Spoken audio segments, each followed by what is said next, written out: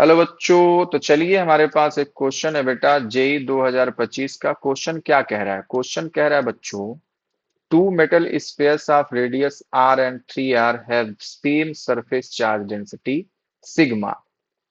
If they are brought in contact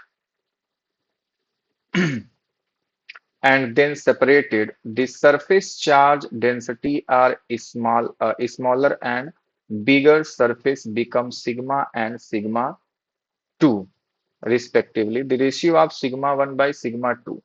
तो मेरे प्यारे बच्चों, दो हमारे पास स्पेयर्स है, एक बड़ा स्पेयर्स है, एक छोटा स्पेयर्स है। ठीक है, तो मैंने आपके लिए एक प्यारा सा स्पेयर्स बना रखा है।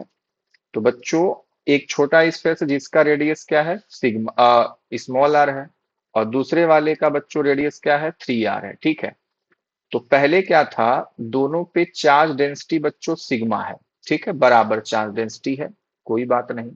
लेकिन जब बच्चों इनको कांटेक्ट में हम लेके आते हैं, कांटेक्ट में कैसे लाते हैं बच्चों, कांटेक्ट में हम लोग इसको ऐसे ला सकते हैं। ठीक है, कि जब हम इसको इसके पास लेके जाएंगे तो क्या होगा, चार्ज का डिस्ट्रीब्यूशन होता है। ठीक है बेटा, तो चार्ज के डिस्ट्रीब्यूशन कॉन्सेप्ट पर ये बच्चा क्वेश्चन बेस्ड है। तो चलिए इसको एकदम आराम से हम लोग सॉल्व करते हैं। तो हमको पता है कि जब बच्चा इसको कांटेक्ट में लाते हैं तो चार्ज का ट्रांसफर कब तक होगा, चार्ज का ट्रांसफर होगा जब तक कि इन दोनों का बेटा पोटेंशियल सेम ना हो जाए। तो बस यही कॉन्सेप्ट हम लोग यहाँ पे अप्लाई करने वाले हैं कि V1 इज इक्वल्स टू बेटा क्या करेंगे, V2 कर देंगे। बात समझ में आ रही है? V1 क्या कर देंगे, इज इक्वल्स टू V2 के। और जब हमने इसको टच करवा दिया तो इस पे बच्चों चार्ज डेंसिटी सिग्मा हो गई, इस पे चार्ज डेंसिटी सिग्मा 2 हो गई, मतलब चार्ज का डिस्ट्रीब्यूशन होगा ही ना। ठीक है, तो हमको चार्ज निकालने की जरूरत नहीं है, एकदम फटाफट एकदम शॉर्ट तरीके से इस क्वेश्चन को हम लोग सॉल्व करेंगे। किया जाए तो उसके लिए बेटा हमको क्या करना पड़ेगा, सबसे पहले मैं आपको एक फॉर्मूला बता दूं। जैसे मान ले v इक्वल्स टू क्या होता है, 1/4 pi epsilon not Q by बेटा आर होता है। ठीक है, अच्छा जी, हम क्या करेंगे, पहले इस चार्ज को चार्ज डेंसिटी से रिप्लेस करेंगे। तो किसी भी स्फेयर के लिए बेटा जब हम इस फॉर्मूले को अप्लाई करेंगे तो ये क्या हो जाएगा, सिग्मा इंटू ए, और ये हो जाएगा बेटा आर। ठीक है बेटा, अच्छा जी, तो जो हमारे पास पोटेंशियल होगा वो क्या होगा, अच्छा ए क्या होता है किसी स्फेयर का, तो आपको पता है बेटा ए होता है हमारे पास 4 पाई आर का स्क्वायर। ठीक है, और ये नीचे आर तो है ही। तो आपको पता है कि बेटा एक आर से एक आर कट्टी पिट्टी हो जाएगा। क्या इतनी बातें समझ में आ रही हैं? अच्छा, 4 पाई से 4 पाई कट्टी पिट्टी हो जाएगा, तो हमारे पास बचेगा क्या, हमारे पास बचेगा sigma by epsilon naught into R के बराबर। बस बेटा यही फॉर्मूला फटाफट हम लोग यूज करेंगे और फटाफट अपने क्वेश्चन का आंसर लाएंगे। ठीक है, तो हमने पाया क्या, हमने पाया बेटा कि v की वैल्यू हमारे पास है sigma by epsilon naught into R के। ठीक है, तो मेरे प्यारे बच्चों अब इसी फॉर्मूले को हम इसमें रखेंगे कि v1 इज इक्वल्स टू क्या रखेंगे, v2।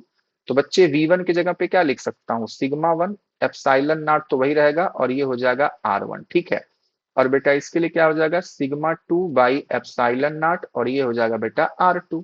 तो आपको दिख रहा है कि एप्सिलॉन नॉट से एप्सिलॉन नॉट कट्टी पिट्टी हुआ, हमारे पास क्या बचा, sigma 1 r1 is equals to sigma 2 r2 के। ठीक है बेटा, अब हमको सिग्मा 1 बाई सिग्मा 2 चाहिए, तो हम लिखेंगे सिग्मा 1 बाई सिग्मा 2।